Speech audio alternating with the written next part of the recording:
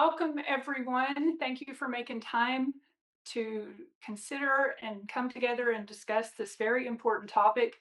I'm going to speak for about 25 minutes and then turn over the rest of the hour to discussion.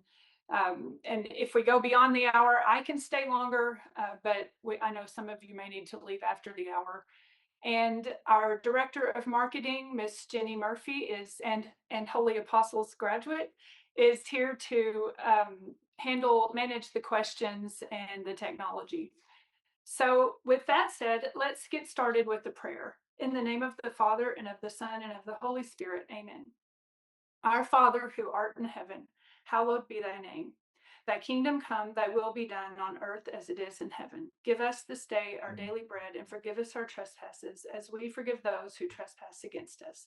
And lead us not into temptation, but deliver us from evil. Amen. In the name of the Father, and of the Son, and of the Holy Spirit. Amen. Okay. Good evening, students, fellow professors, administrators, staff, alumni, sisters, seminarians, and priests of the Holy Apostles College and Seminary community.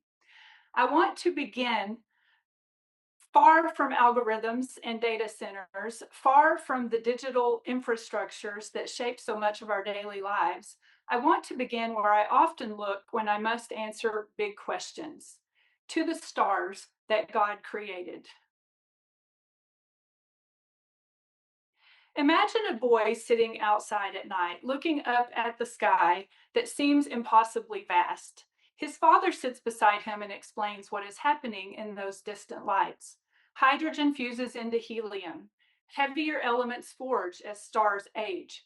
Supernovae scatter the elements that we identify on the periodic table across the galaxy. Over billions of years, some elements gathered into a small planet orbiting an ordinary star. Life emerged, the atmosphere changed, and eventually humans appeared and multiplied up to this very moment. We are creatures whose bodies carry the iron of ancient stars and whose souls can contemplate the heavens that produced the elements of the ground we sit on, the air we breathe, and of our very bodies. And then Dad adds something more. For Dad is a Thomist, after all. He says, "Son, it is all for us." He is quoting St. Thomas Aquinas, who writes in the Summa Contra Gentiles, "Therefore, the last end of all generation is the human soul, and to this does matter tend as its ultimate form. Consequently, the elements are for the sake of the mixed body, and the mixed body for the sake of living things. Of these, plants are for the sake of animals, and animals for the sake of man. Therefore, man is the end of all generation." This is not a statement of dominion, but of order, of profound truth that creation is intelligible, purposeful, and oriented toward the flourishing of the human person, who is called to communion with God. This is the metaphysical ground on which we stand as we consider artificial intelligence. Before we ask what AI can do or what it might disrupt or how we should regulate it, we must remember who we are. We are beings made of the stars' elements, made in the image and likeness of God, endowed with intellect and will, capable of wonder, responsibility, and love. Technology is not an alien force that descended upon us. As I said recently in a talk in Budapest to a group of economists and diplomats, AI is us. It is a human artifact shaped by human minds, trained on human histories, and deployed within human institutions. It reflects our virtues and our vices. It mirrors our priorities, our blind spots, our hopes, and our fears. Pope Leo XIV, is in his encyclical Magnifica Humanitas, names the moment with striking clarity by citing his predecessor, Pope Francis, in Laudato Si. Never has humanity had such power over itself. That line is not a warning against technology, but a reminder of responsibility and stewardship to the planet and to each other. The question is not whether AI will shape our world, it already does. The question is whether we will shape AI in a way that reflects the dignity of the human person, or whether we will allow it to reflect only disordered desires of fallen humanity. So, tonight, as we begin this conversation, I want us to hold two truths. The universe is ordered toward the human person as the end of all generation. AI is a mirror that we are building, one that will reflect what stares into it. The task is not to fear the mirror or to worship it, but to form ourselves so that what it reflects is worthy of the rational creatures that we are, made of stardust and destined for beatitude, with Christ at the center of all we do and build in our lifetimes. I want to go through a summary of the encyclical and encourage you to read it many times and what I call sit with it, let it percolate. Pope Leo's encyclical is a wide ranging reflection on the human person in the age of artificial intelligence. It's not a technical document, it is a theological and moral map for discernment. The encyclical opens with a striking claim: humanity stands at a crossroads. We can build another Tower of Babel, which he uses throughout the encyclical, or we can rebuild Jerusalem. Babel, as the Pope recalls in the introduction, was a project of uniformity, self assertion, and technological ambition without any reference to God. It represents the temptation to use power to dominate, to homogenize, to erase the mystery of the human person. Nehemiah, by contrast, rebuilt Jerusalem not through grandiose schemes, but through shared responsibility, prayer, and cooperation among diverse families. These two images frame the encyclical's central question: will AI become a tool of domination, or will it become a part of the communal effort to build a just and dignified world?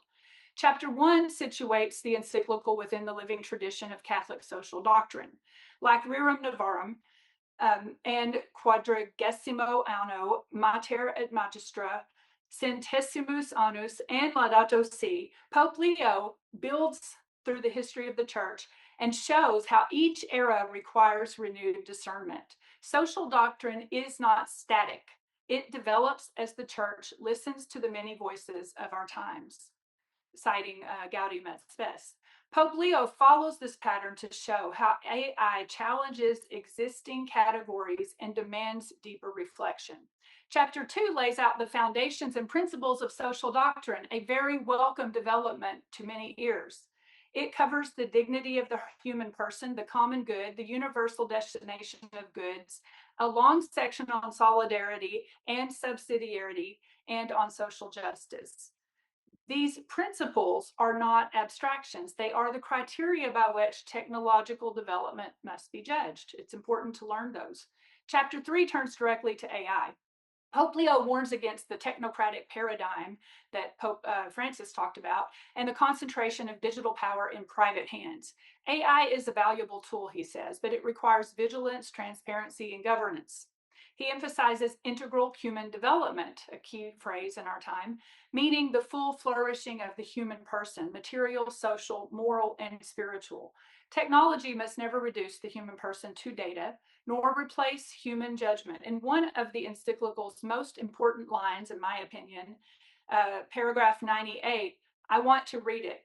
He says, it is appropriate to preface this discussion with two considerations. First, any statement regarding AI risks becoming quickly outdated. We need to keep that in mind, given the remarkable pace at which these systems are developing. Second of all, including those who designed them, possess only a limited understanding of the actual functioning. Even those who design it possess a limited understanding of how AI works.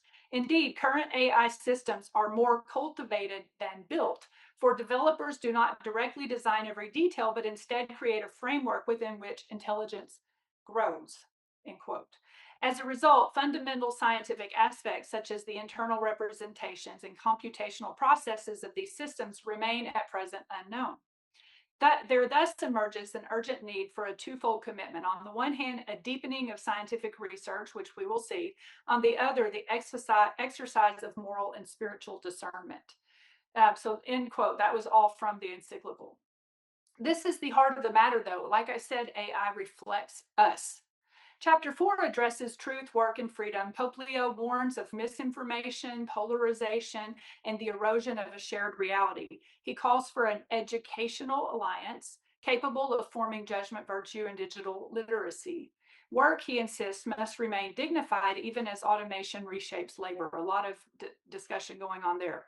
Freedom must be protected from surveillance, manipulation, and dependency. The last chapter, chapter 5, contrasts the culture of power with the civilization of love. He speaks soberly about war at length and AI enabled weapons systems. He says in paragraph 214, the first contribution we can make toward a more humane civilization is to be mindful of our words. So he's talking here about the war of words, and I think this is important advice.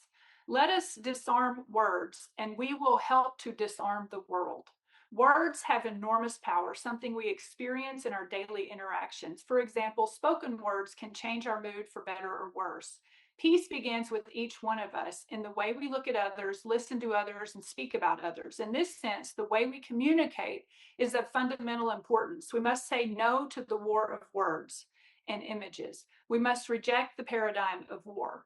We must all, therefore, examine our conscience regarding the words we use, the prejudices we have, and the explicit or implicit aggression that lies within them. We have a real opportunity to contribute to the common good every time we speak the truth, offer wise advice, and support those in need of comfort, denounce injustice, and give a voice to the voiceless. That, I think, is a stark warning. AI must never be allowed to eclipse human moral agency. The conclusion of the encyclical calls us to remain profoundly human, to build the common good together, and to place the human person at the center of every technological choice. For higher education, this is a summons to form minds capable of discernment, to cultivate virtue, and to guide the digital age toward human dignity. And I want to focus now on what the encyclical says about higher education, because that we're narrowing in on us. Pope Leo's Magnifica Humanitas places education at the center of the church's response to the digital age. Education is at the center of the response. The encyclical does not treat education as a technical matter or a policy domain. It treats it as a spiritual and cultural vocation, a shared discernment across generations. In paragraph after paragraph, Pope Leo insists that the formation of judgment, conscience, and imagination is the decisive task of our time. Technology may accelerate processes, but only education can shape persons. The Pope describes education as a shared responsibility in which families, schools, universities, and the church cooperate to form the whole person. This is not merely the transmission of information, it's the cultivation of wisdom, the ability to perceive reality truthfully, and the moral strength to act accordingly. In the age of AI, he warns the temptation is to outsource judgment to machines or to allow digital systems to shape our desires without our noticing. Education must therefore teach students to recognize the difference between information and truth, between efficiency and wisdom, and between data and the human person. Pope Leo emphasizes that schools and universities are central to forming judgment, virtue, and civic imagination. They are not peripheral institutions. They are the places where society learns how to remain human. Schools are the places where society learns how to remain human. He calls for an educational alliance capable of resisting the forces of homogenization and technocratic reductionism, a move he associates with the Babel syndrome. Babel represents the illusion that a single language, a single system, or a single algorithm can capture the fullness of the human person. Education has to resist this by cultivating pluralism, dialogue, subsidiarity, solidarity, and the capacity to listen. The encyclical also stresses the need for digital literacy, not merely as technical competence, but as moral and spiritual discernment. Students must learn how digital systems shape attention, identity, and community. They must learn how to navigate misinformation, polarization, and the erosion of a shared reality. They must learn how to use AI tools without surrendering their agency to them. Higher education, Pope Leo insists, must remain a place where truth is pursued as a common good, not a commodity. Universities must resist the pressures of market logic that reduce learning to credentialing or treat students as consumers. They must form persons capable of contributing to the common good, not merely competing in the labor market. The encyclical also speaks directly to the dignity of work. As AI transforms labor, education must prepare students not only for new tasks, but for a new understanding of work itself. Work is not merely economic activity, it is participation in God's creative action. Education must therefore help students discern how to use technology in ways that uphold human dignity, protect the vulnerable, and promote justice. So, what's Holy Apostles' role? This is where I think we have a distinctive role to play. Our mission states, it's on the website, that Holy Apostles exist to cultivate Catholic leaders for evangelization in the modern world. And that has long been our mission. And to form students in faithful orthodoxy, missionary zeal, and the pursuit of truth. Hallelujah. We are committed to educating students who will evangelize the culture, who will serve the church, and who will transform the world for Christ. This mission is not an add on to the question of AI. It is the very lens through which Holy Apostles seeks to approach AI. We have a sign at the end of our driveway on campus that says, entering mission territory. And I think every time we log on to our computers, we should keep that very thing in mind. We are entering mission territory. We're a small, mission driven, yet global Catholic institution. We're small, but global. Our size is not a limitation, it's a strength. It allows us to be nimble, relational, and intentional. It allows us to form students personally, not anonymously. And because we have long embraced online education, I think we were one of the first, we already inhabit the digital city Pope Leo describes. We already inhabit it. We know what it means to build community across distance, to teach through digital media, and to form students who live and work in a technologically saturated world. Our intellectual tradition is another strength. Holy Apostles is rooted in Thomism, metaphysics, and a robust theological anthropology. We teach that the human person is a unity of body and soul, created in the image of God, ordered toward truth and love. This tradition is precisely what the world needs as it confronts the temptations of technocratic reductionism. AI can imitate patterns, but it cannot grasp meaning. It can generate text, but it cannot love.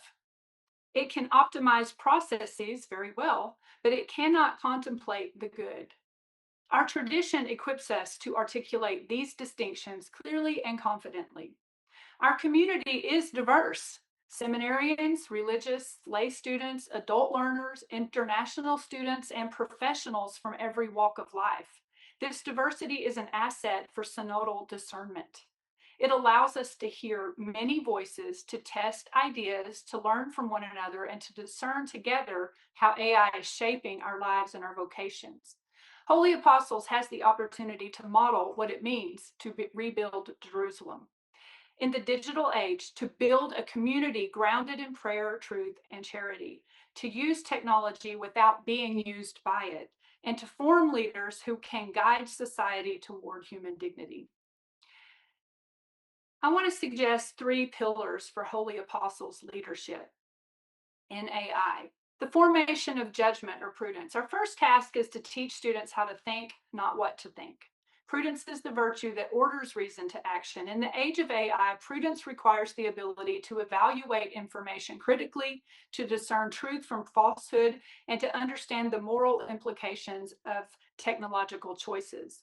Holy Apostles can integrate philosophy, theology, and technology in a way that forms students to engage AI tools virtuously, neither rejecting them nor surrendering to them.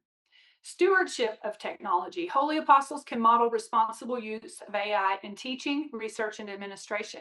That means transparency, human oversight, and ethical use. It means treating AI as an instrument, not an authority. It means showing students how to use technology in ways that enhance learning rather than replace intellectual effort. It means demonstrating that efficiency is not the highest good. And community discernment. Finally, we must discern together like we're doing tonight. Faculty, students, and staff must ask how AI is shaping our work, our relationships, and our mission.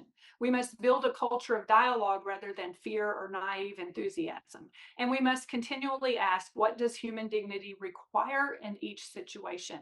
This is the question at the heart of Catholic social doctrine, and it must be the heart of our engagement with AI. So, what are some of the questions before us? Before we move to the closing, I want to return to a theme I explored in a recent international talk on AI and Catholic social teaching. I said then that artificial intelligence is not an alien force descending from the clouds. It's a human artifact shaped by human minds, trained on human histories, and deployed in human institutions. It's not just built by us. This is a statement I want to keep repeating. AI is us. It is a mirror that reflects back to us who we are, sometimes with clarity, sometimes with distortion, but always with a kind of unforgiving honesty. When we feed AI with our questions, our drafts, our frustrations, our hopes, our half formed ideas, it reflects those patterns back to us. It reveals our habits of thought. It exposes our assumption. It amplifies our virtues and our vices, both. And if we are attentive, it can help us see ourselves more clearly. That's not because AI knows us, it does not, but because it's trained on the vast corpus of human language, human creativity, and human reasoning. It's a mirror made of words. Pope Leo insists that technology is never neutral. It takes on the characteristics of those who devise it, finance it, and regulate it and use it. And this is why he urges us, in one of the most striking lines of the encyclical, to get our hands dirty on the construction site of our time. We can't stand at a distance and critique the digital age from the safety of abstraction. We've got to enter that digital age, shape it, and guide it toward the human good. That means we must use AI so that we know how to lead in the age of AI. AI forces us to ask deeper questions about education itself. In my Substack, I wrote in a reflection about the moral panic I see in higher education, the fear that AI will destroy writing, undermine creativity, or replace human thought. But I also wrote that every technological shift in the history of education has produced similar anxieties. The printing press, the word processor, the internet, and online learning all provoked fears that turned out to be misplaced or exaggerated. What changed was not the essence of education, but the methods by which educators carried out their vocation. And AI is the next shift. And like every shift before it, it reveals something uncomfortable. Perhaps our pedagogy has become predictable at times, our assignments formulaic, and our assessments more about compliance than formation. If students can bypass our learning objectives, faculty, with a tool, perhaps the objectives were not aimed at intellectual formation in the first place. That's something I ask myself every day. Perhaps AI is exposing the parts of education that have become mechanical, unexamined, or stale. And this is not a crisis, this is an invitation. AI invites us to ask these questions. What does it mean to remain human? How do we ensure that technology serves the human person? What does subsidiarity look like in online education? How do we teach virtue in a world where machines imitate intelligence, but they don't possess it? How do we form students who can lead in a world shaped by algorithms? These aren't questions of policy, they are questions of anthropology, ethics, and formation. To students, I want to speak directly to our students here tonight. Students, take responsibility for your own education first. I'm a mother of 7, a grandmother of 7, and I say this to my own people. No technology, not AI, not the internet, not the most advanced tools of the future can replace the interior and intellectual work of learning. AI can help you brainstorm, test ideas, refine arguments, and explore perspectives, but it cannot desire truth for you. It cannot cultivate virtue for you. It cannot form your conscience. Only you can do that. Use AI as an instrument, not a crutch. Use it to stretch your thinking, not to avoid it. Use it to deepen your engagement with the world, not to escape from it. And when you are tempted to let AI do the work for you, ask yourself, what kind of person am I becoming? Because education is not about producing assignments, it's about forming your soul. And now I want to speak to my fellow educators. Educators never tire of finding ways to educate better. If AI exposes weaknesses in our pedagogy, let us not respond with fear or prohibition. Let us respond with creativity, humility, and courage. Let us examine our assignments, our assessments, and our expectations. Let us ask whether we are forming minds or merely grading products. Let us ask whether our teaching cultivates wonder, judgment, and intellectual virtue, or whether it rewards performance and compliance. Let us ask whether our classrooms, whether physical or digital, are places where students encounter truth as a living reality. AI will not destroy education, but it may destroy the parts of education that were never truly educational to begin with. And if it does, that will be a gift. So let's rebuild together. This is why Pope Leo's call to rebuild Jerusalem is so important. Rebuilding is not nostalgia. It's not a return to the past. It's the work of discerning what must be preserved, what must be renewed, and what must be transformed. It's the work of rebuilding a community where truth is pursued as a common good, where technology is used with wisdom, and where the dignity of the human person remains the measure of all things. Holy Apostles is uniquely positioned to lead this work. Small enough to be nimble, global enough to be diverse, and rooted enough in the Catholic intellectual tradition to offer a counter narrative to the technocratic paradigm. We can model what it means to use AI without being used by it. We can model what it means to teach in a way that forms judgment, not just skills. We can model what it means to build a digital community grounded in truth, charity, and the pursuit of holiness. Leadership in this age requires such moral imagination. And so, as we continue this conversation tonight, I invite you to let the questions linger. Let them unsettle you. Let them provoke you. Let them open space for discernment, because the future of education and the future of AI will not be determined by policies alone. It will be determined by the kind of people we become. I want to close where I began, with the stars. What drives my work in the integration of faith and science is a childlike spirit of awe and wonder. I still look up at the stars right out that window with awe that the very elements in my body and the air I'm breathing were forged far away and long ago. I'm amazed that we capture the energy in atoms to control digital communication globally, and that we have developed AI at all. I'm amazed that we count our seconds of time as 9,192,631,770 oscillations of the hyperfine splitting of the ground state electron of the cesium-133 atom.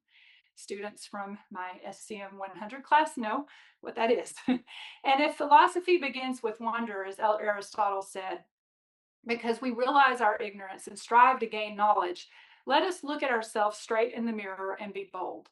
AI can unite and elevate humanity like nothing before, but it will take, I believe, lifetimes of commitment beyond ours.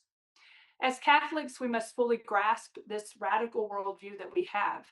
The universe is a united whole that participates the divine goodness and is truly all for us, from the tiniest subatomic particle to the whole planet and all the distant galaxies, that our innovations reflect who we are as the end, the purpose of all that is generated in our world. Christ, the second person of the Holy Trinity, became man, made of elements, and walked among us to tell us our worth and that sacrifices are necessary for human freedom to flourish. May our work in the age of AI mirror our conviction that humanity is a gift, most dignified when we love God with all our hearts and our neighbors as ourselves. Pope Leo calls us to remain profoundly human in the age of AI. That doesn't mean rejecting technology, it means guiding it, shaping it, ensuring that every innovation serves the dignity of the human person. And he assures us that AI is here to stay. The question is not whether it will shape our world, but whether we will shape it wisely.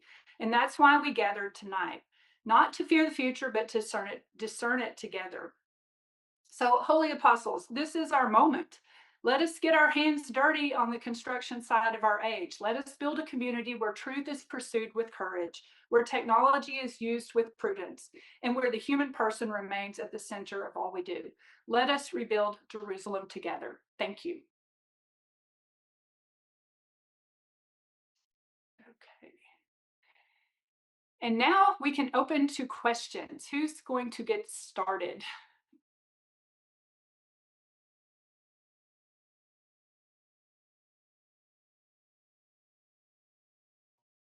Ed, you can go ahead and unmute and ask the question.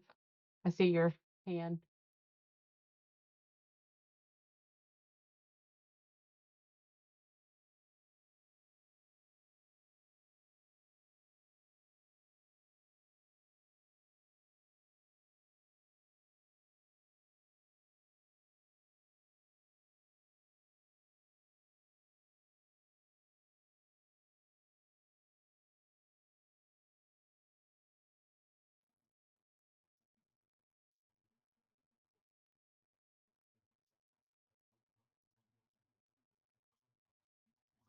Did someone have a question? Did you say Ed? He was just clapping. Terry, you're unmuted. Do you have a question? Not so much a question. I really wanted to um thank you for the uh for the meeting today. One of the things I was able to kind of dig in a little bit in the last couple of days on the encyclical, and it was amazing to make the connection of all the things that I've learned at Holy Apostles to the encyclical. And so for me, that was in just a gift to see that order. I saw the encyclical so far as the Holy Father speaking in an order. And it was something that I was able in these last classes and these last couple of semesters that I started to see the order in whatever we were talking about, whatever the class was, the subject. And so that, I see it now in this meeting with everyone that there's still a connection. Like it's the Holy Spirit. It's beautiful to see. But I do want to say that Holy Apostles has given me that in education. And so just kind of, going back to where you mentioned about, um, it can't desire truth for you. And it's like, you come into that. And so I just think it's beautiful. I think it's beautiful what you've said and just how everything is connecting and most importantly to what I've learned as a student at Holy Apostles. So I just wanted to bring that up, mention that.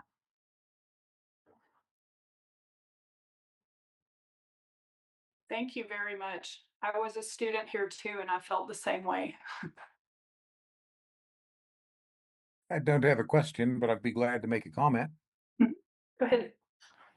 Twofold. Number one, AI can be a wonderful tool. It's only as good as the algorithms that control it. If you ask it a question, whoever programmed it, it's going to give you that type of religiously slanted answer or politically slanted answer. So that's number one. Number two, uh, it could be evil in the context of having TMI, too much information, where if you aggregate it and you identify it with people, and if the government gets a hold of it and uses it, it can be used as a social scoring credit system, kind of like China does. So that's a danger. So it's a wonderful tool, but it depends on who's using it and how it's being used. For education, it's wonderful. It's like Google on steroids. You can do research, it'll tell you where to find peer-reviewed articles, it'll answer questions about the catechism, it'll give you a history of theology, whatever you want to find, whatever you need, it will help you find it. So for us theologians, it's a wonderful tool. That's it. Yeah, Dr. Trasancos, I have a question.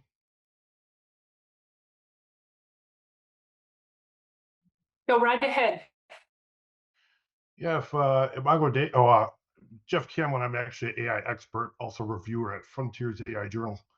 If Imago Dei is infinite and relational, Pope Leo himself says humans shape AI.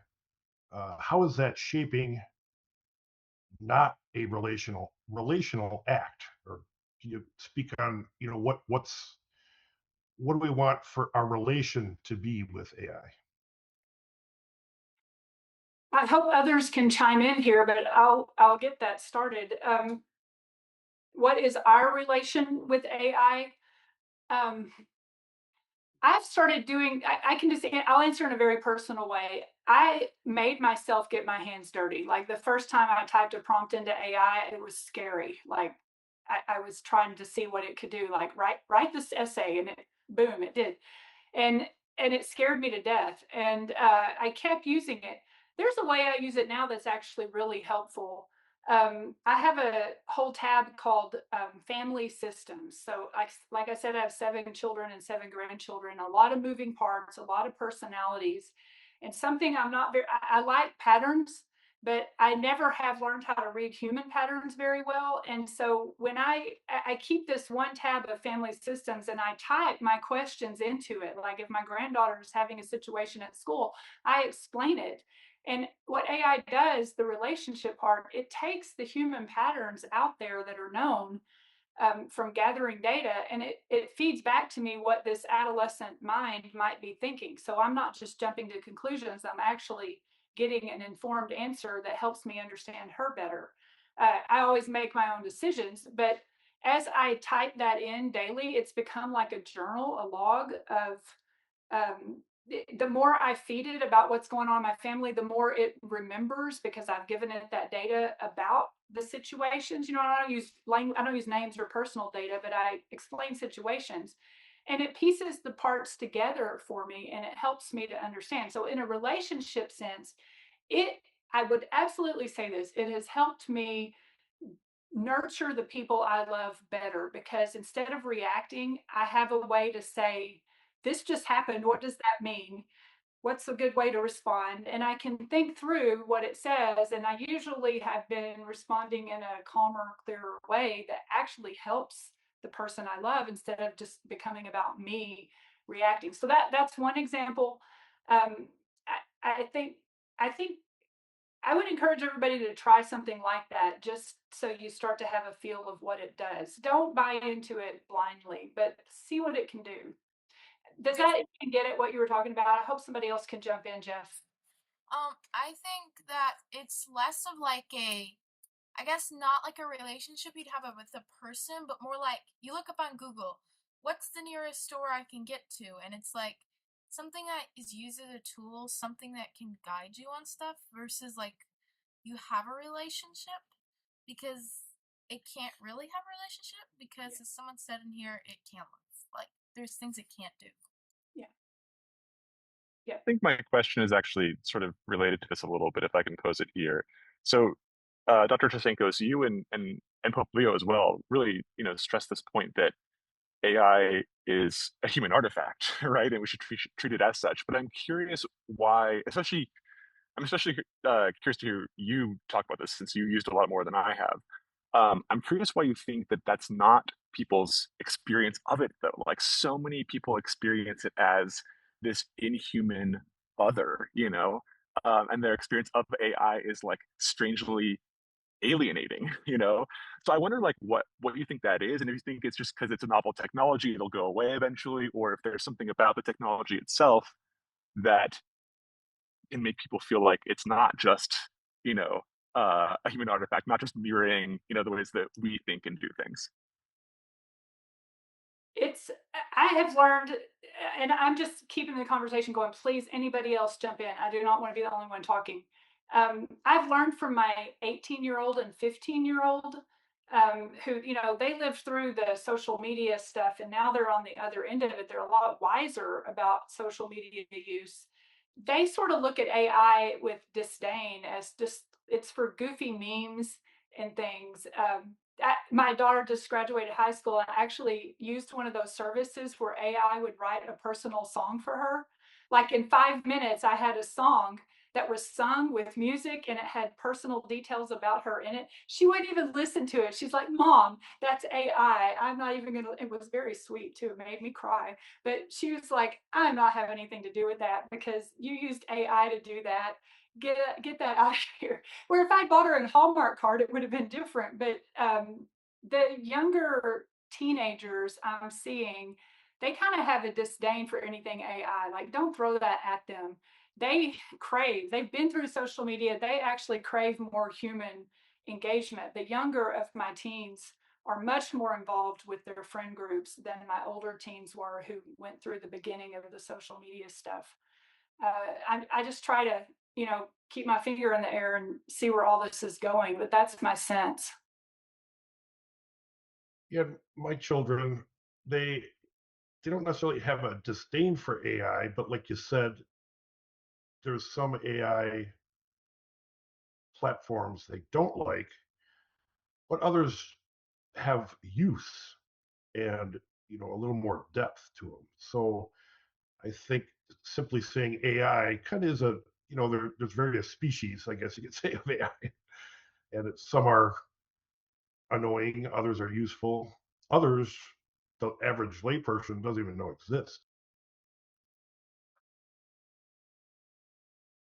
Miriam, you can go ahead. Hi. So I have a new question, which is a bit of a shift, but I also have thoughts on this current topic. So should I share those first and then come back with the other question in a minute, maybe? Go right ahead. Okay.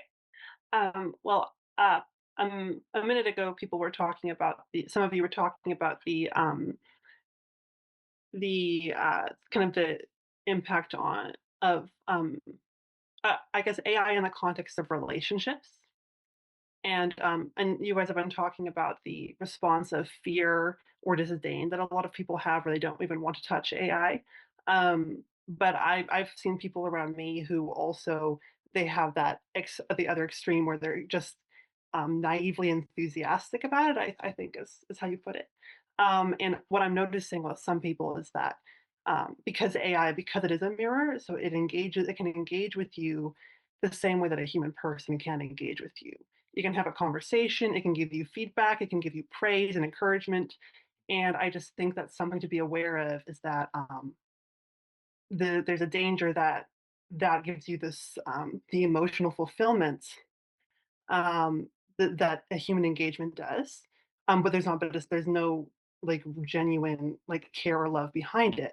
And so I think we have to be careful that we are prioritizing what's like a genuine relationship as opposed to the imitation of a relationship that we find personally gratifying with AI. So that's just a thought on how it can impact human relationships potentially if we use it as a replacement for that because we like what it's telling us um, instead of prioritizing what's real. Miriam, I have a question for you. Based upon what you said, do you think some people are getting emotional fulfillment and satisfaction out of AI? I think the people that I've like had personally witnessed this with are getting like a kind of like a more shallow emotional gratification from it, but they're not getting the deeper fulfillment that they could have from a relationship with a person. But they maybe are not realizing that because they're getting caught up in enjoying um, AI's like praising their ideas or AI telling them jokes or whatever the cheap emotional feedback versus something maybe deeper and more meaningful. Someone once said something that AI always encourages you, like even if you were bad on the project, they encourage you, you're getting close. And basically that they're always encouraging you and they're never correcting you, and it's becoming like I don't know. I don't basically know, but like it's basically just being like you're hyper good or something. It depends on the artificial intelligence program you're working with. Okay. I was going to say, I just saw in the news today at Harvard, most of the grades recently are A's. Like Sean, we can't hear you. Can you speak up a bit better, Sean? okay, Or get closer to the microphone? let me put my. I think you have to put your headphones on. Oh, there we go. Hello? Oh, You're still a little quiet, Sean. How's this? Good? No. Oh, Sorry. oh, there we go. There it is. Okay. I saw in the news that at Harvard, most of the grades now are A's. Like more than 60% are A's, and it's a real problem. They're actually trying to reduce now like the A grades because um, if almost everyone gets an A, that's sometimes maybe it's there's no hierarchy of grades. There's no incentive to like achieve real excellence. And what this is in relation to what y'all were just saying, that AI always like tells you you're doing a good job, even if you're not. Like it always is encouraging and never correcting. And I'm just saying that like this happens a lot now in society, not just AI, but throughout society. Uh, Even in places like Harvard, I just read about people are always like encouraged or like praised, and very like less than in the past are people corrected or like this is the problem in society as a whole, not just AI. Us, and you will be corrected. Could you hear me? Yes. Okay. Yes, we heard you. AI, if you ask, it will correct you. One thing that I can think of that is like kind of our Suggestion. communication is sometimes this is not based just sharing the information, but it's very important who speak the words. Like if my mother says I love you, it's totally different. Somebody like doesn't know me passing by say I love you. That's a total same information, same words, but have a totally different like meaning of it. So probably when you're using the AI, that the portion is of that our like a core of a relationship still missing of it. So probably we can get like some I know that is some person who is very lonely. They have have a having fun with the AI, or like so, like a uh, automatic response machines like from the Amazon or the Google stuff. So probably they just need like having a little fun of it, but having a relationship, I think that's just saying the word and communication with it. But behind of that, there will be responsibility with following of it, and we have like developed a like little uh, relationship with the person. But the thing is that is the young people doesn't have that importance of the real relationship in backwards. Like when they're using it like like at social media, they can easily talk to each other, but they really not responsible for that. So that's probably I don't know if we are our job to like let them recognize that what they are missing, something like that. That's what I thought. I think Tom, Andrew, and Linda have had their hands up for a little while. Yeah, They Linda want and to jump Andrew in have been there. waiting, and Tom, there's And two Beth. questions been waiting in chat as well. And Beth does too. Okay, yeah, let's get those. Hello, I'm Linda. Can you hear me? Yes. Yes. This is more of a comment than it is a question. When you first started out, you mentioned that AI is us. And I thought to myself, wait a minute, AI is not us. It's more like something that I'm standing looking at that is not me. So I was wondering what you were talking about. But then as you went on in your discussion, related to that, one of the statements that you made, and I think it comes from the encyclical, was truth is a living reality. Truth is a living reality. So then I started to think of ourselves as more of another type of an AI called the authentic intelligence. And we talked about it before that the artificial intelligence is only going to be functioning either for good or for bad, depending upon who is constructing it. I don't know if that's the correct word or not, but putting the information in there. So I think it's so important for us to realize as human beings that we are the AI, the authentic intelligence that has the truth that comes to us from God. And only then will the best benefits of the artificial intelligence, as we refer to it, ever be realized for its best. That's it. Yes, exactly. Thank you. Andrew? Hi, my name's Andrew Miles. I really appreciate the sentiment about the importance of words. That really resonated with me. I'm a student at Holy Apostles, but also I'm at Ohio State and engaged in a lot of curricular affairs. And a lot of the problems with like our asynchronous learning has been AI, particularly in conversations among students, within discussion posts and such, and kind of the removal of that really authentic language that people used to type in the discussion posts with dot dot dots and kind of their own syntax and style of writing.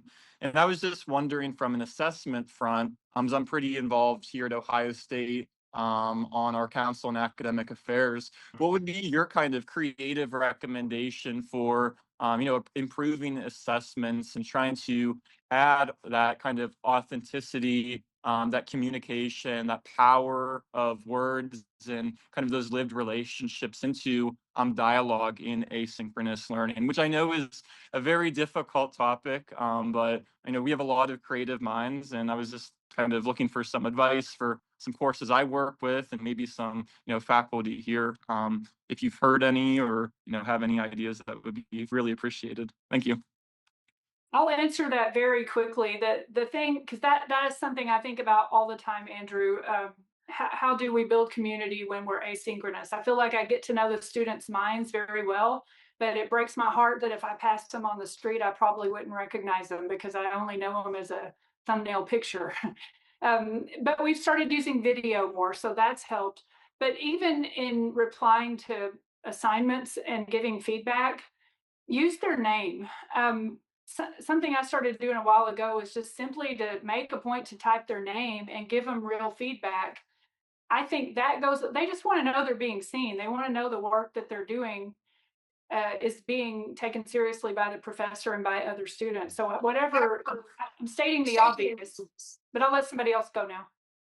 Yeah, I think that's really great advice too, especially, kind of decreasing the formality of assessment and maybe trying to tease out, trying to get away from that AI language, AI generated language, and more so encourage that informal, casual student conversation. So thank you. Thank you. Anybody else?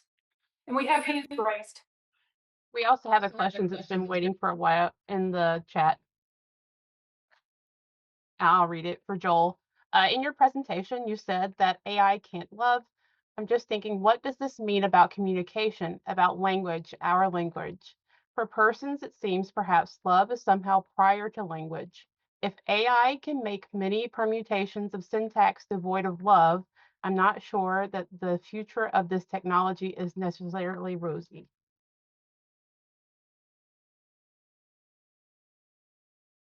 It's way up there if you're trying to read it. Wants to jump in. Let's see. Right. Yes, thank you. So AI can't love. What does this mean for about communication, about language, our language? That love is prior to language. I think at the highest form of virtue is love. Love is the great mother of all the virtues because it's the mother of the theological virtues, which are all necessary for the cardinal virtues to practice authentic virtue. And I think going back to what I said, AI is us, because that's kind of what I think about every time I put a prompt into AI. Even if I'm talking about something one of my kids did and I need guidance, or I'm trying to think about how to react, I have to put in truth. I have to love first, like you said. I have to will the good of the other. And Aquinas talks about practicing prudence, how you have to make sure you're not having a biased memory of the situation. You're not just trying to make yourself look good. If you're chatting with AI about how to handle a situation, you have to be really careful that you're not misrepresenting the situation, because it's going to feed back to you what you put in, and it will tell you, oh, you're great. If all you're trying to do is, if you're like the mirror, mirror on the wall, who's the grandest or the fairest of them all, you're going to get that back. But if you really want to solve the problem and you really want to love your people better, like I have teenage daughters, I have a lot of teenage daughters. It's wonderful. But you have to, they're very complicated people, and you have to really want the truth. You have to really love them before you describe a situation you need help with to get the good information back. So if you're not if you're not leading from love, even when you type a prompt in AI, whether you're doing research or whether you're talking about a situation you need help with, you're not going to get anything good back out of it. You've got to put good into it to get good back out. And I mean, the reason I started typing and doing my family systems thread is because I saw job opportunities for PhD chemists to work with training AI. So I can, if I wanted to, I could get paid money by the hour to sit and answer chemistry problems all day long and get paid for that because I'm testing to see if AI gets it right, assuming I get it right. But there's actually jobs like that. And I thought, well, if they need chemists to train AI, what better for me to start using AI and training it every time I put a prompt in there that's based on charity and love and truth and goodness, I am feeding it something good. And I don't always get back AI telling me that I'm great and it agrees. Plenty of times AI's like, don't say that to your child. It will blow up in your face if you say that. And I appreciated it because it turned out to be good advice. And again, I have my own moral agency. I take responsibility for everything I say or do. But I do find that to be true. You have to lead with love yourself if you're going to use AI. Stacy, can I just qualify? And I had to run out of the house because all these children that I love were yelling inside. Yeah, I guess what I'm asking is about the technology itself, right? So it's constantly being trained on human knowledge, but but the bulk of human knowledge, right? It's starting with specialized human knowledge, right? And the fact that it's constructed by certain people with certain interests, and from there it's being trained on the bulk of us, the bulk, humans in general. Well, I'm not sure that I have such a positive view of humans in general to begin with. Um, so I guess I'm just trying to understand how to be an optimist. If we're looking at this, you also said that it's an artifact of humankind. I thought that was a really appropriate way to term it, but an artifact of what human persons are. An artifact from a civilization, say, doesn't tell you much. Like it's can give you a small glimpse into the truth that you might see in a culture, but it's just a small glimpse. Like you're missing a huge amount. Um, yeah, I'm not sure where I'm going with this, but I guess I'm a little bit more skeptical um, than you sound. Yeah. I think we're all just trying to figure out what it is right now. Yeah, I hear you. And by artifact, I meant something we made. It's something. It's not natural. Somebody else jump in, or Jenny, if you have a handle on the questions, make sure we don't leave anybody out. Yep.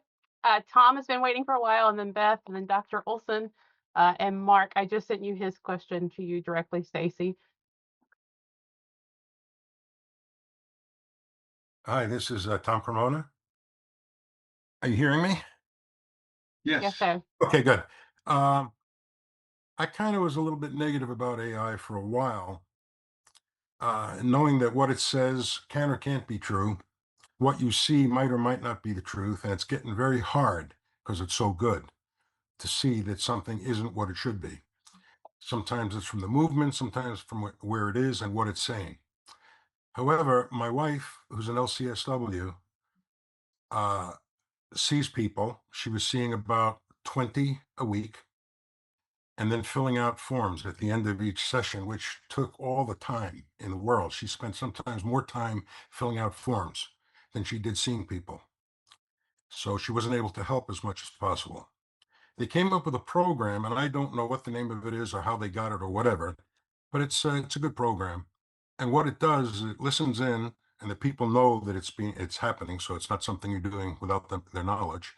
And at the end, you go to your next person, and in the background, the AI fills out a report. It's trained by listening to you for so many sessions and being able to put together a response on paper that the people who are handling this need. She's been able to go from 22 to over 30 and sometimes 40 people a week by using this. It's probably the one positive benefit I've seen from AI out of everything that I've seen. It's not about love, but in a way it is, because if people need your help and you can't get to them because of paperwork, this is an AI program that actually takes that away and allows you to talk to more people. Um, so she spends 100% of her time seeing people, helping them. And at the end, she has to review the report. And I asked her, I said, is that report, is that what you would have written? She goes, exactly. So I guess it listens to you for a while, so it gets trained as to how you do things. And then it fills out the papers. Then you review it and you prove it and it goes in. But that takes a couple minutes as opposed to maybe in a half an hour to an hour. She used to spend, like I said, an hour seeing a person, then anywhere from a half an hour to an hour filling out paperwork, and writing reports. So in this way, the AI has really, really been good. I'm still dubious on the other aspects of it, but for this one purpose, and I assume there's lots of others like it, I wish they had some in pharmacy that could have handled some of the work we do. But there you can't. That's about it. It was just a comment. That's an excellent thing to add to the discussion. Thank you. Beth? Yeah, so first of all, thank you, Dr. Stacy, I think they called you. I don't want to try your last name, but for your time and your expertise, you have opened a lot of new information for me. I just graduated and I was afraid to use AI because I didn't want anybody to think I was, not doing my work. So I haven't touched it, and so I've learned a ton.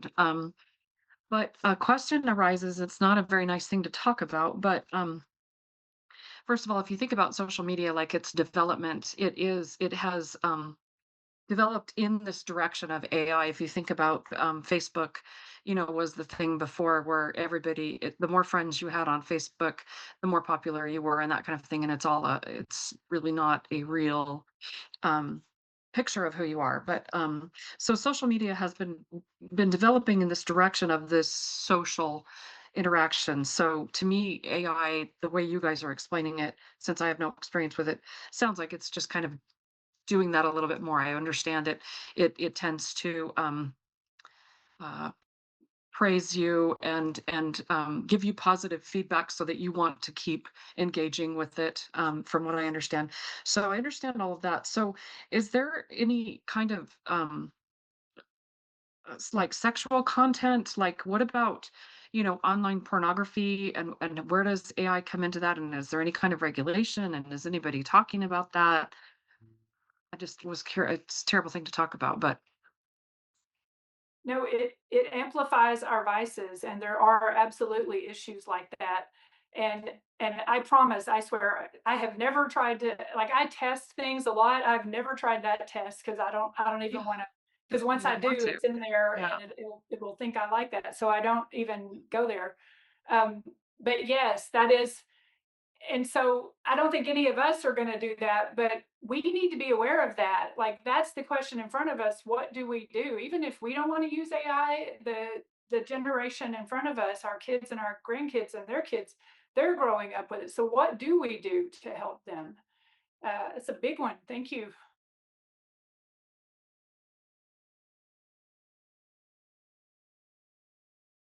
Dr. Olson? Hi. Yeah, thank you so much, Dr. Stacy, for your excellent presentation. I really enjoyed it and learned a lot, especially about the encyclical. I'm gonna go back to just some simple reflections on my relationship with AI. I too first started using it when I thought, well, okay, let me give this a try, and I gave it an assignment. Give me 3 paragraphs on the mountains of Western Montana. And I had lived there for 10 years. So I thought, well, let's see what it could do. And it did a great job. I'm like, yeah, there's a bitter range. And, it knew its mountains, let me tell you. So I was pretty impressed. But over time, I just wanted to briefly say that my relationship with it as an administrator is more, I like the natural language interface that it uses. In other words, I don't have to use a complicated programming language. I was software engineer, as you know, for I guess about 20 years. And so I didn't have to program it. I just could use my natural language, just ask it a question. But I like it for comparative things like compare, the top 4 project management tools, that are reasonably priced or something. And then if it gives me not quite the right answer, I can refine the question. Or in academics, we frequently roll out new programs, and I can find out which universities, which mid-sized private Catholic universities offer programs in whatever it might be, undergraduate cybersecurity or whatever we're thinking about. We aren't thinking about that particular one, but so it helps me just the search that I used to would have done, which is really bad grammar. Um, is it's like I go to websites of these different colleges and say, oh well, let's see if it has one, or I do a Google search and then click on each link and then find it. So to me, it offers a lot of shortcuts, and it's a handy tool for those types of things. I think that's how I use it most. Thanks. It's very helpful for stuff like that. When our 13-year-old German Shepherd needed to be put to sleep, I had long arguments with AI because I didn't want to put the dog to sleep, and AI was giving me all the best, this is what you do, this is the time. But I kind of drew the line when AI said, "I know what you're feeling, Stacy. My neighbor had the same thing happen with his dog." Your neighbor?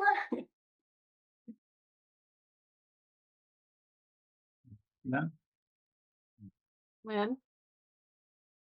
Hi, thank you. I very much enjoyed the presentation and all the comments. I have a different kind of question. I'm a third-year undergraduate as a senior citizen, which I'm really enjoying. But last semester, a professor asked me if AI had written my final essay, and I was actually devastated to even be asked. So one thing that I think is really, because I hadn't, one thing I think is really important is making sure that there's trust between the students and the professors, um, so that we're trusted as students, but also so that we can trust the professors. Are the professors grading us with AI? Are they having AI tell them whether we use AI to write something? And is it accurate? I have questions about that just because of, and this is not a complaint about what happened. It all got resolved. Everything was fine. Um, but I think from a practical standpoint in relations, trust between students and professors is really important. And how do we work on that? Can I address that? Because we've had several situations in the past years, and as Dr. Chudakorn has been developing the AI rules, protocols, and so forth.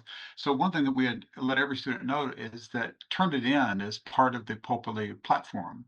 And so every student knows that their work is just naturally being checked for plagiarism. But for the AI, that's something that the professor has to click on. So in other words, it's not going to automatically show up, but you have to click on it. And what it will give us is a score, the likelihood that the prompt or that the post, if it's at least 300 words or more, the more words, the better, the more accurate it is. It'll give us a percentage. Now, that percentage is around 20, 30, 40%. That could be a false positive. Of course, Turnitin is very conservative, but if we're getting 70, 80, even 100%, then that's probably a good indication of what's going on. But in every case, the protocol is ask the student. Okay. Our instructions as the faculty, our interest in as the faculty is, of course, to find out what's going on, what could have generated this number. So our first step is to ask the student what could have generated this. And I always give the report.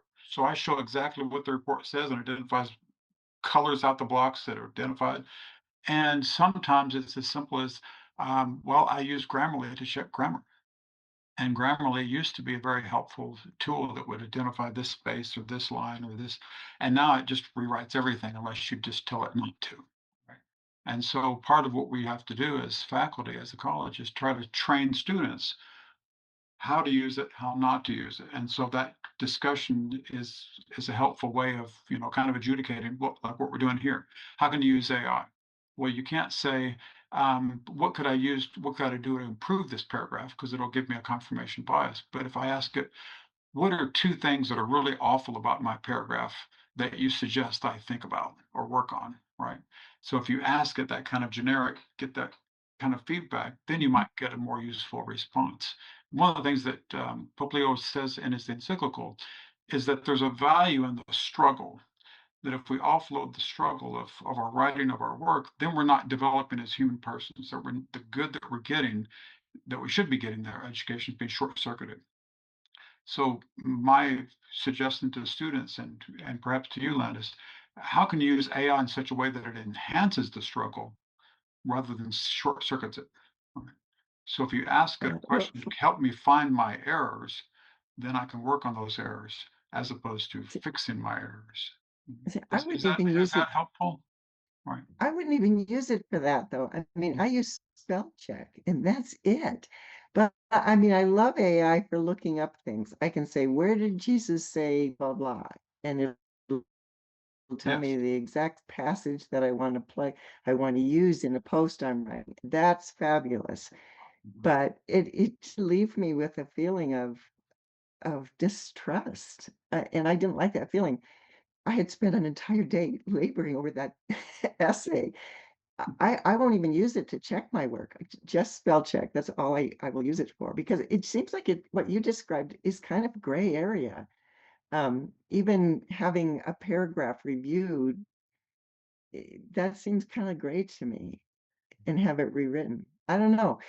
These are just, this is not a complaint. These are just things I think need to be really thought through so that there's trust.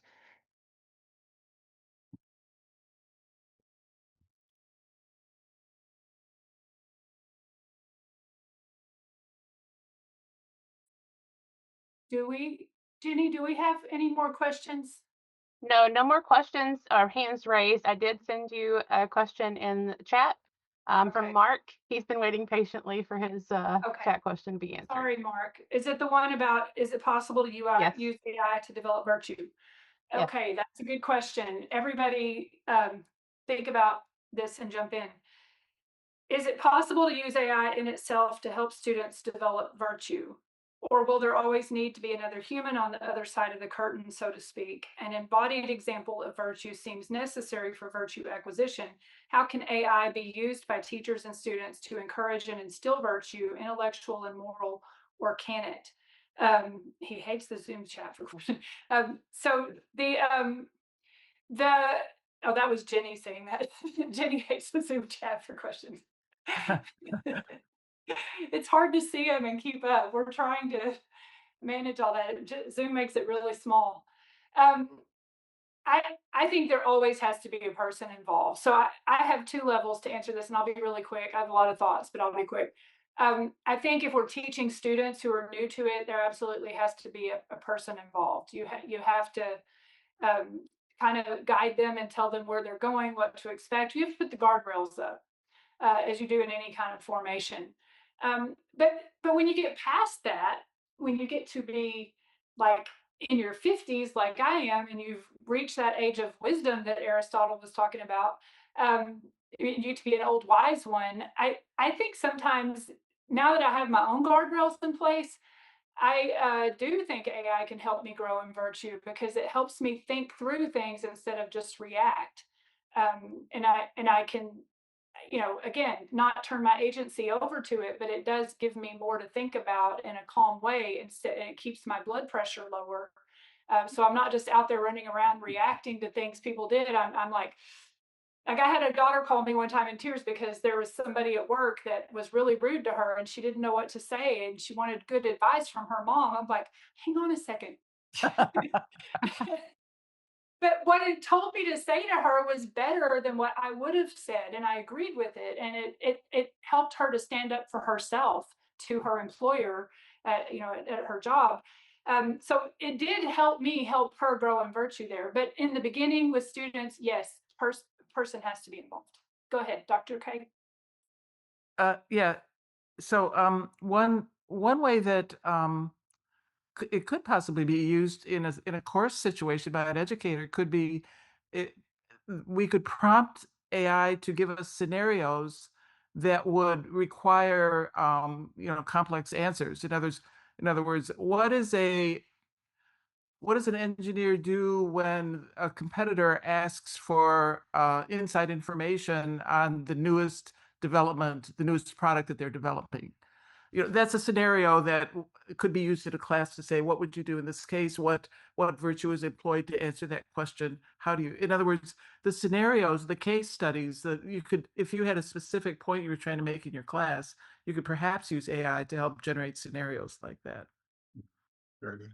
But I think we have to know, point of clarification, we actually need virtue to use it too. Because all of what we've been talking about is there has to be a point of constraint,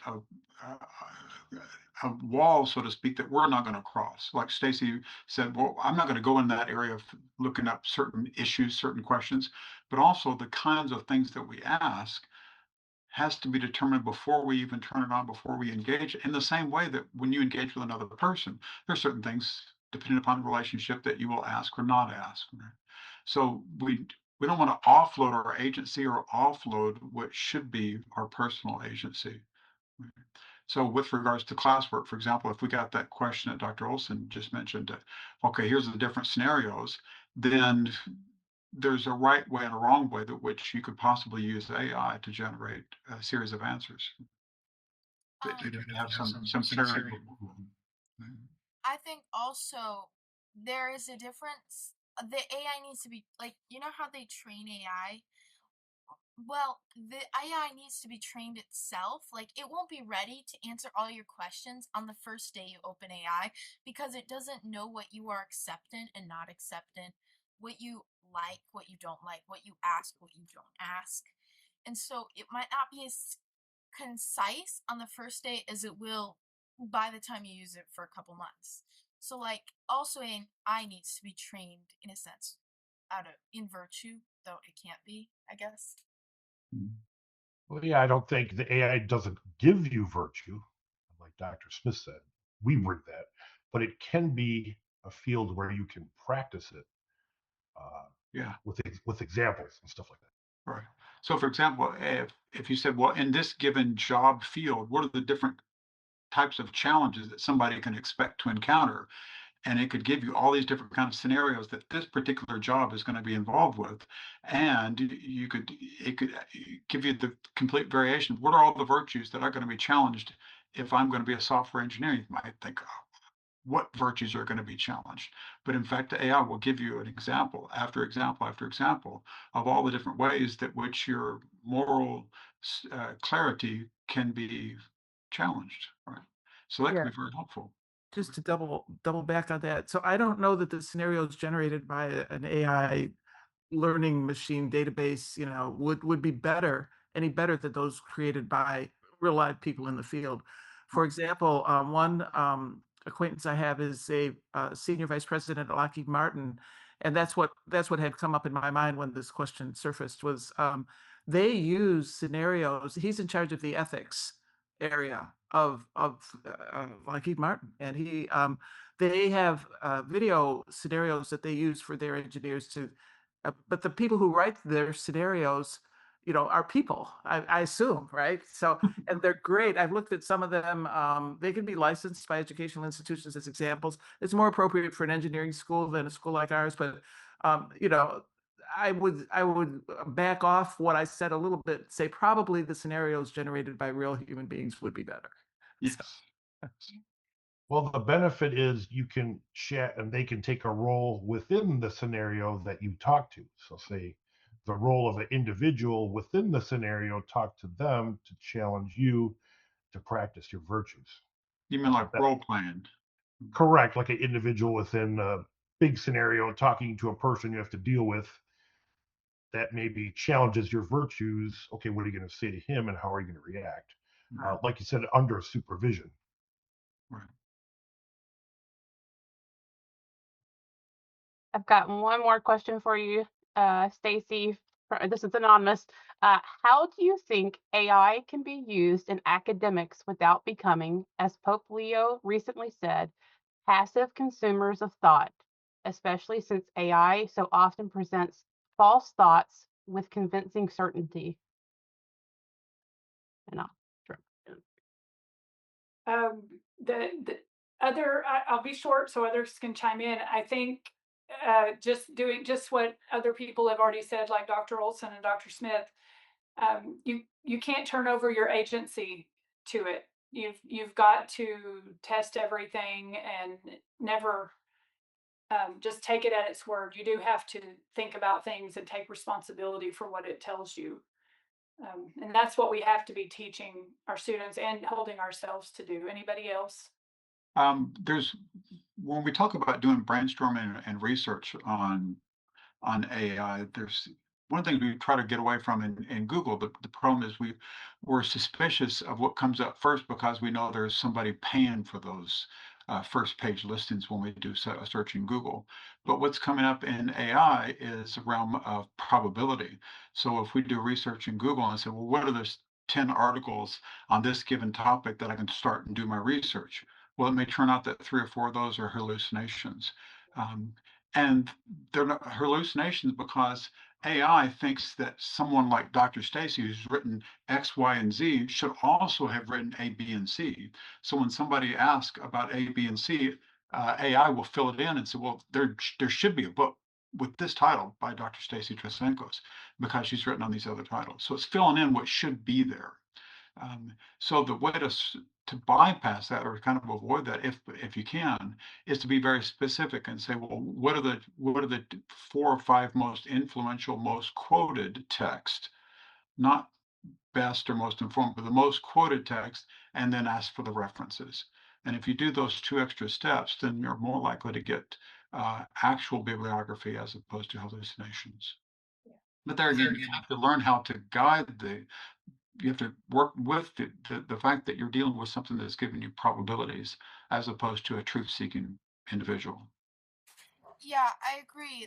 The thing is, I do realize that AI, at least the AI I use, whenever I ask it to tell me quotes, unless it's like if it's like a book that they don't have access to, they won't find those quotes.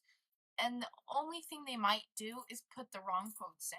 So like they can't find quotes that they don't have. That's one thing I found out by playing around with it.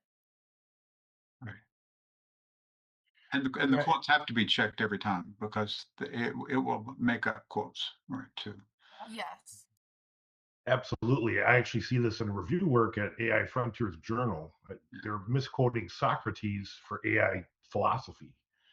I mean, it's not just a university thing. That's scary. And the reason I think one of the reasons it happens is the same reason we get misquotes in academic circles.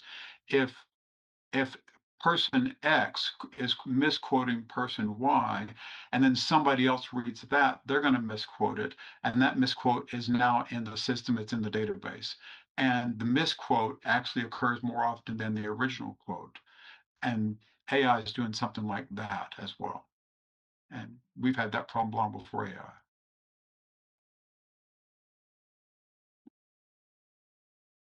Yes. See any other?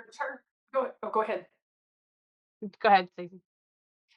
I was just gonna say for church documents, I love Magisterium AI. If you don't know about that one, it's a good place to search the church's treasures.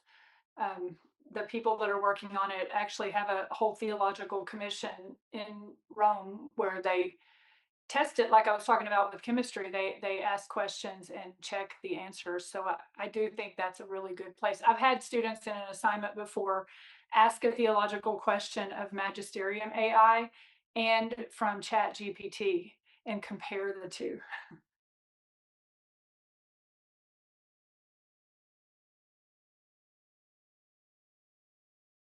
Stacey, I don't see any other questions currently in chat, nor do I see any other hands raised. Awesome. All right. Well, thanks. We did go over about half an hour. So thanks everyone. It's a good conversation to have. I think we're just getting started. I appreciate being able to hear your thoughts, and I appreciate you coming at night to share them. So really, thanks everyone for being here. All the hearts flowing up. Thank Okay. you. Yes. Good night, everyone. Have a great evening.